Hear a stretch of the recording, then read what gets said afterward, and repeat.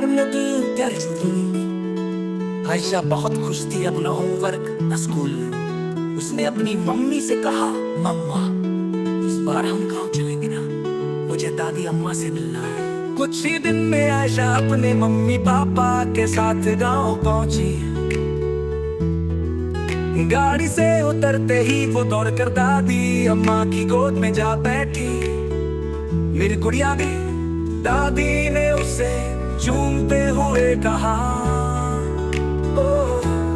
गांव में ठंडी हवा, मिट्टी की खुशबू और सबसे प्यारे आमों के पेड़। दादी अम्मा ने उसे एक बड़ी टोकरी दी और कहा, चलो चलो आज हम आम तोड़ने चलेंगे।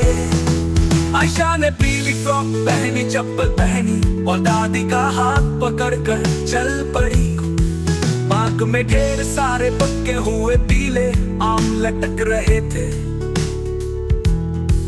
आयशा ने एक आम खींचा और बोली, ये सबसे मीठा दिखता है। लौटकर उन्होंने आमों को मिट्टी में इकट्ठा किया, फिर दोनों ने मिलकर आम खाए।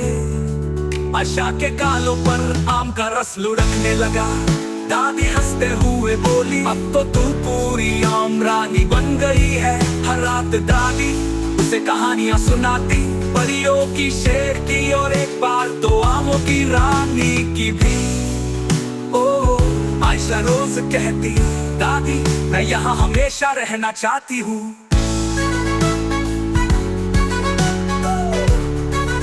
दादी मुस्कुरा कर कहती, और मैं हमेशा तेरे लिए आम बचा कर रखूंगी। जब छुट्टियां खत्म हुई तो आयशा थोड़ी उदास थी। दादी ने उसके बैग में कुछ मीठे आम रख दिए और प्यार से कहा, जहाँ आम होंगे वहाँ मेरी यादें भी होंगी। सीख दिल्ली फ्रे छोटे छोटे पल और सादा खुशी, यही बचपन की सबसे मीठी यादें बनती है।